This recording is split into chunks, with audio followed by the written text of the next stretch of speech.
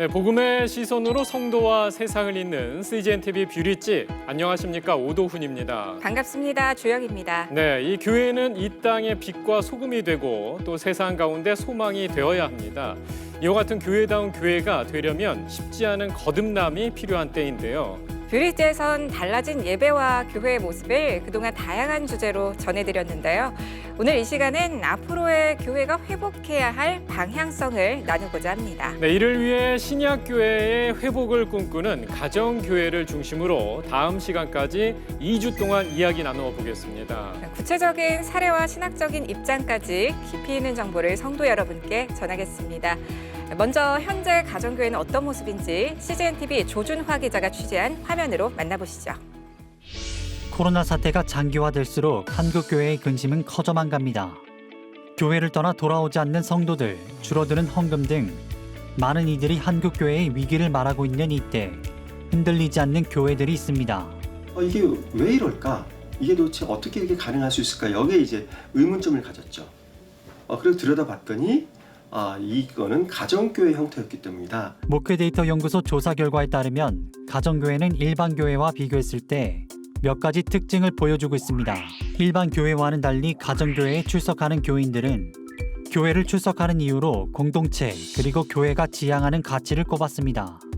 강한 공동체성은 신앙생활에 긍정적인 영향을 미칩니다. 이게 코로나19 상황 속에서 분명히 드러나요. 저희 조사 결과, 연구 결과를 보면 코로나19 상황 속에서 기도하는 시간이나 성경 읽는 시간의 변화 비율에서도 가정교회가 일반 교회에 비해서 감소되는 비율이 적어요. 오히려 증가를 해요. 금요일 저녁 늦은 시간, 하나둘 목원들이 목자의 집으로 모이기 시작합니다. 이 모임은 목장이라고 불리는 가정교회입니다. 자녀들과 함께 시간을 보내고 찬양을 부르며 한 주간 감사했던 일들과 기도 제목을 나눕니다. 아빠가 잠을 재워줬는데요. 아빠랑도 너무 잘 자줘서 감사하고 이제 다음 주에 돌잔치가 있는데 돌잔치 때 컨디션 잘 좋게끔 같이 기도해 주시면 감사하겠습니다. 특히 삶에 대한 깊은 나눔은 가정교회를 더욱 단단하게 세워줍니다. 저희 이후에 같은 아픔을 또 경험하는 그런 목원들도 있었어요. 아픔을 아니까 같이 울어주고 기도해주고 격려해주고 따뜻하게 안아주고 했을 때 그게 큰 위로가 되더라고요. 서로 삶의 어려움들을 나누고 함께 기도하며 기도 응답을 받는 과정을 통해 목장은 영적 가족으로 성장해 갑니다. 중보의 힘인 것 같아요. 네.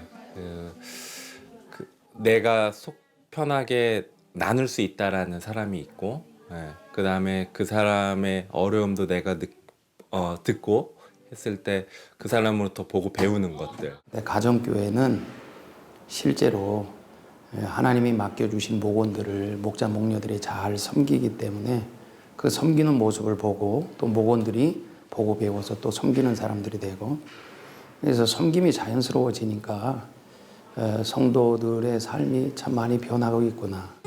삶의 나눔은 목원들 이야기에만 머물지 않고 예수님을 아직 영접하지 않은 사람, 즉 VIP에 대한 나눔까지 이어집니다. 내 주변에 이렇게 나아가고 싶은데 내가 먼저 얘기하지 못해서 못 나오는 사람도 있지 않을까? 라는 생각이 들어서 그럼 오히려 내가 더 주저하고 있는 건 아닌가? 그 한 영혼을 구원하는 기쁨, 또 한 사람이 또 이렇게 세례받고 변화되는 모습, 그리고 또 더 나아가서 분가를 해서 또 다른 제자가 세워지는 하나님 나라가 확장되는 것을 현장에서 보는 이 기쁨, 이건 경험하지 않고 맛보지 않고는 설명할 길이 없어요. 코로나 이후 한국교회의 위기를 논하는 이 시점에 가정교회는 공동체 회복, 그리고 영혼 구원 등 한국교회에 많은 시사점을 던지고 있습니다. 네, CGN-TV 조준하 기자 함께 자리했습니다. 안녕하세요. 안녕하세요. 네, 자 무엇보다도 이 가정교회 취재한 어떤 그 이유에 대해서도 좀 궁금하고, 사실 한국교회가 요즘에 위기라는 얘기가 좀 많이 나오고 있는데 그 안에서 이 가정교회 좀 필요해 보이거든요. 내용은 어떻습니까? 네, 코로나 이후에 한국교회의 위기를 말할 때 아무래도 본질이 중요하다, 본질로의 회복에 대한 이야기들이 많이 나오고 있는데요.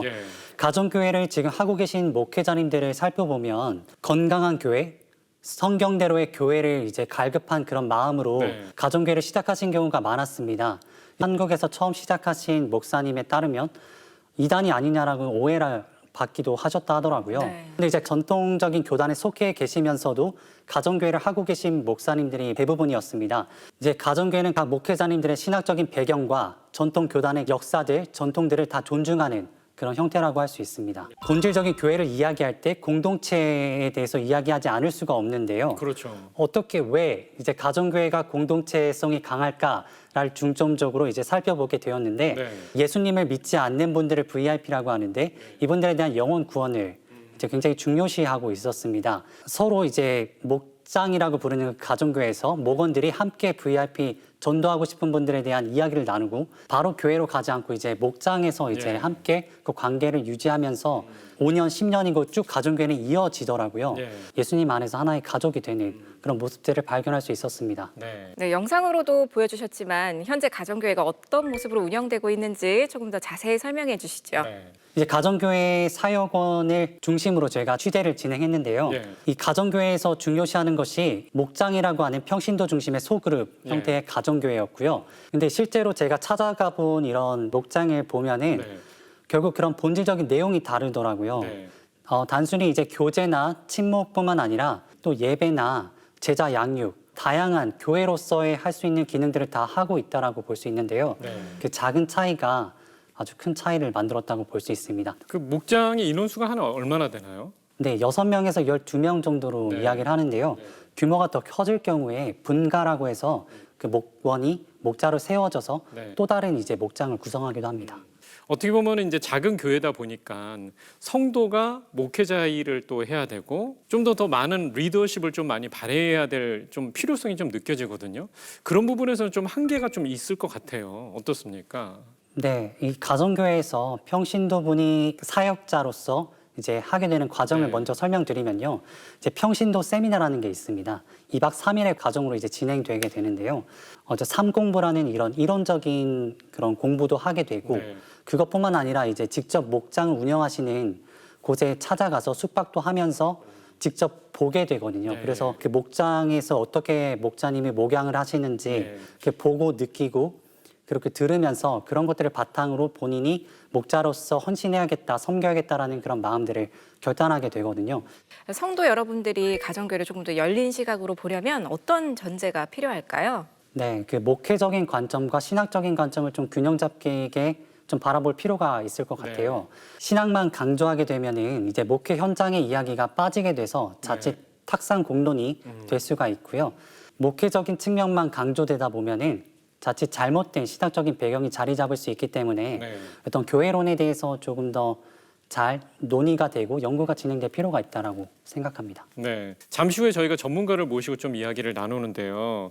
뷰리지에서 가정교회를 취재한 기자로서 좀 이렇게 궁금하신 거라든지 뭐 얘기하고 싶은 것 좀 있어요? 아무래도 평신도 중심으로 이렇게 사역이 진행되다 보니까 목회자의 그런 관리나 그런 목양적인 측면이 더 강조될 수밖에 없는데요. 네. 그 부분이 구체적으로 어떻게 되는지 목양권과 리더십에 대해서도 평신도의 목양권은 과연 신학적으로 볼 때 괜찮은 것인가에 대해서도 이야기를 나눠주시면 좋을 것 같아요. 왜냐하면 가정교회를 시작하지 못하시는 목회자님들이 계신데요. 네. 그런 게 바로 신학적인 부분에서 조금 망설여지는 아직 확신이 없기 때문인데 네. 바로 잘 짚어주신다면 지금 보고 계신 시청자분들, 목회자분들께 많은 도움이 될 거라고 생각합니다. 네, CGN-TV 조준하 기자 오늘 말씀 고맙습니다. 네, 고맙습니다. 감사합니다.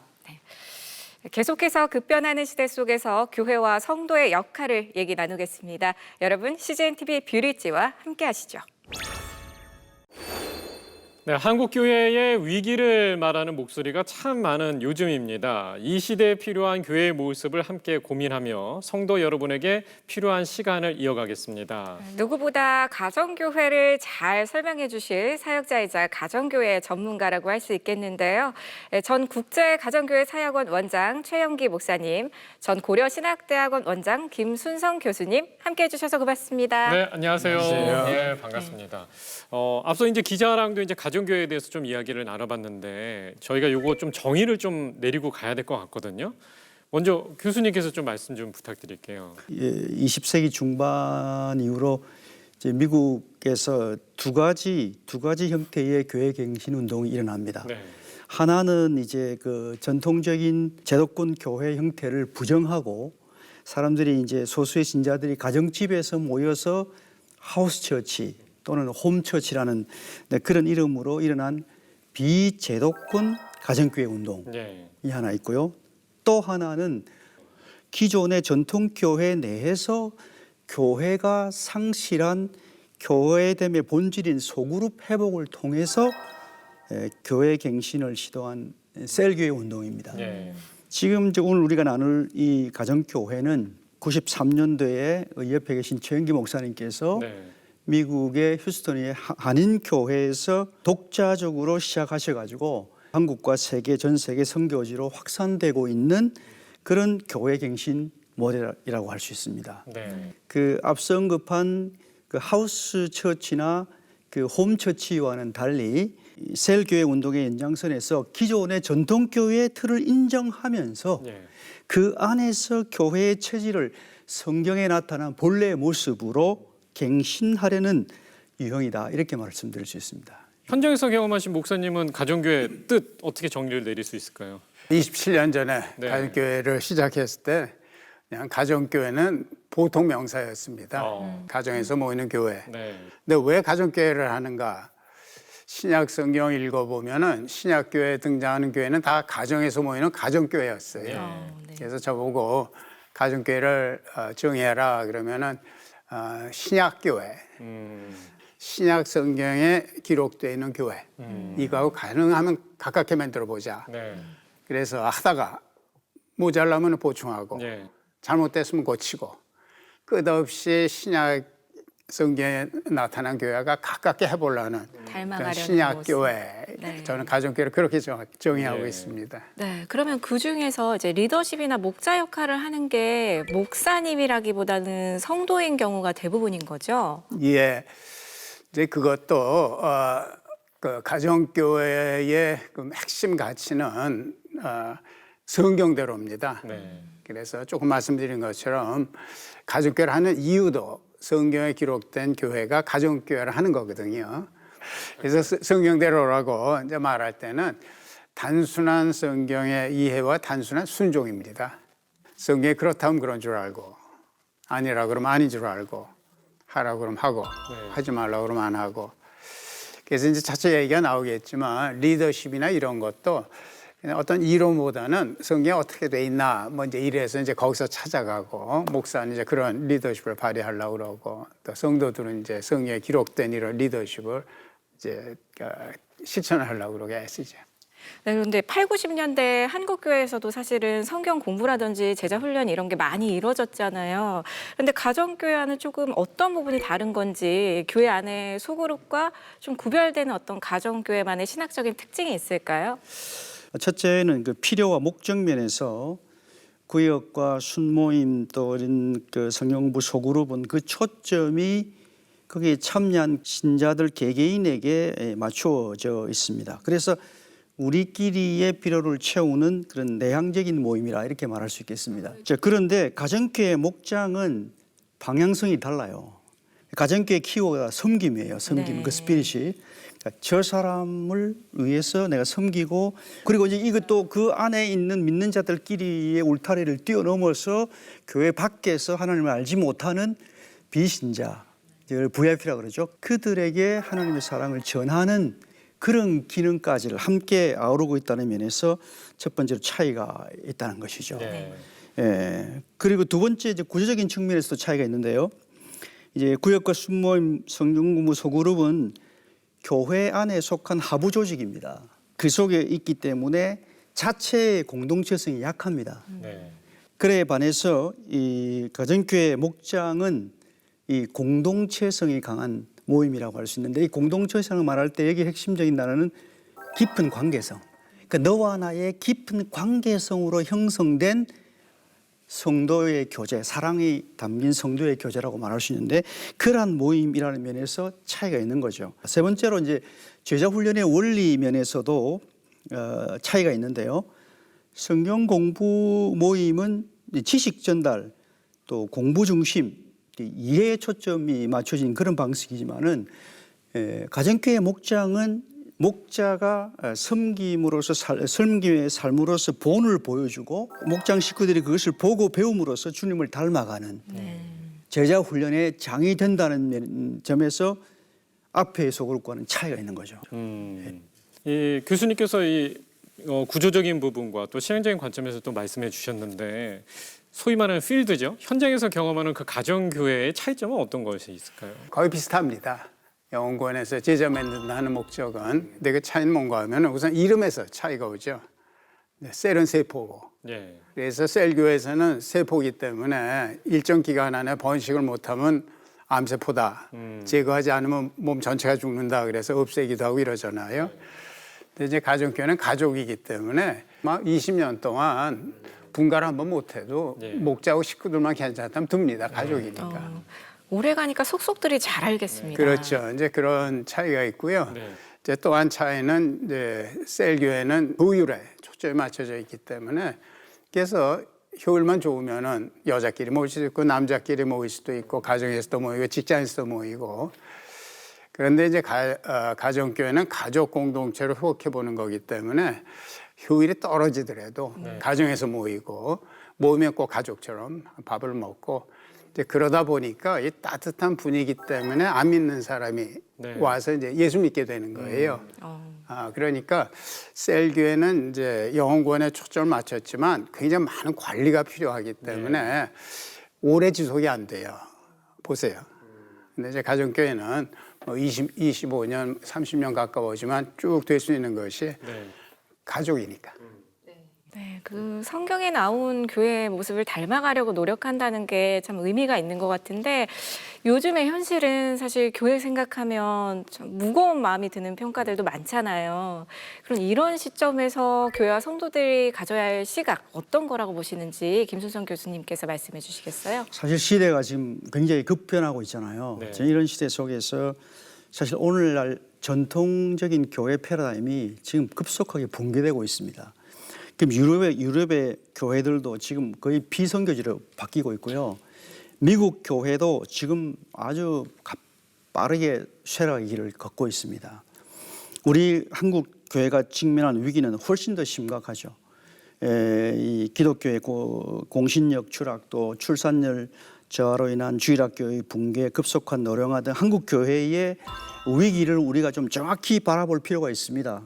그래서 교회 성장을 위한 목회 방법론이 아니라 오늘의 시대 상황 속에서 성경적 교회상에 부합하는 교회로 지금 돌아가야만 하는 그런 때라고 저는 봅니다. 그런 자극들도 많이 필요하겠고요. 네. 이런 상황에서는 세상 사람들이 어떻게 보는 거 이건 뭐 바꿀 도리가 없으니까 우리가 그 아름다운 모습을 보여주는 수밖에 없는 것 같아요. 초대교회도 그랬거든요.